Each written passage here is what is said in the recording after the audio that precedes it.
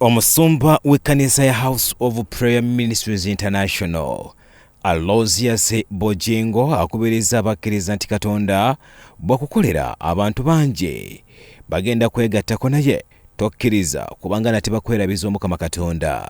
Bassebo ne bannyabo Katonda byagenda okuwa tobisaana naye agenda bikuwa. Agenda bikuwa bonna basigale nga beebuuza obifunye otya naye bw'abikuwanga kakasanga nga n'ebyakuwadde tebikusingira ye. Ekyokubiri kakasanga Mukama bw'akuwa abantu ne bakukuŋŋaanirako abantu tebakusuuza Katonda.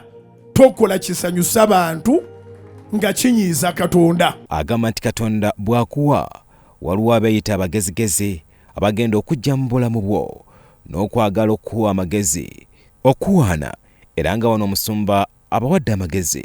Katonda agaba obuyinza n'amaanyi okugaggawala. Ate kino kenkikubulira agaggawadde tabulwa abantu.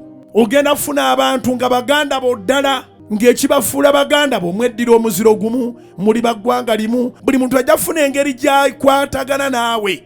Waliwo n'abagenda okujja nga bo bagamba tukuwagira buwagizi tukwagala bwagazi ffe tuli musaayi gwa gundi. Bonna bagenda kujja tebakusuuzanga Katonda. Bye tuwangula mu bulamu si lwa maanyi gaffe wabula maanyi ga Mukama Katonda, era abamu batuuka n'okunoonya abalogo ne beerabira nti Mukama Katonda ye kamala byonna. Bassebo ne bannyabo bye tuwangula tetubiwangula lwakuba ffe b'amaanyi, tubiwangula lwakuba Mukama abituwaddeko obuwanguzi. Owangula embeera lwakuba Mukama agigabudde, agikugabudde mu mukono. In other words, buli mbeera gye tuwangula wababo besse. Gwali mu kitongole gy'okolera, promotion gy'onoonya abo si be bagigaba. Unfortunately nti abamu munoonya n'eddogo. Onoonyeza eddogo ly'egindi, n'onoonya eddogo ly'egindi, n'onoonya eddogo ly'egindi, bakama abo baloge bakukuze bakuteeke wali awawakanirwa wali kasente. Promotion comes from God. Ebiragiro bya Katonda n'ekigambo kye ebiri mu Bayibuli bye biragiro ebikulu nga n'okuwa ekimu eky'ekkumi wadde nga bangi balowooza nti biriibwa basumba.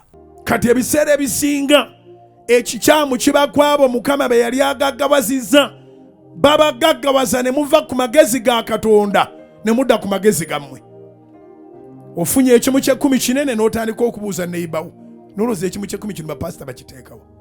Omuntu bw'akwata akakadde n'akamuwa bapasita abo si be bazirya. Luli wali mwavu nga tobuuza gye ziraga ng'olina 10 olwo kati otandise okwesigama ku magezi go. Sente tubeera nazo naye tezigula bulamu. Naawe ekyokulabirako nate ekya Rajiv Ruparelia Omukama Katonda gwe yajja bulamu bw'ensi eno ono nno nga mutabani wa Sudhir Ruparelia nagagga.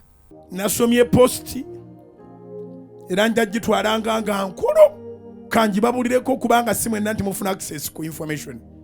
Dr. Sudhir Ruparelia yafiirwa omwana we omu bw'ati omulenzi Rajiv Ruparelia.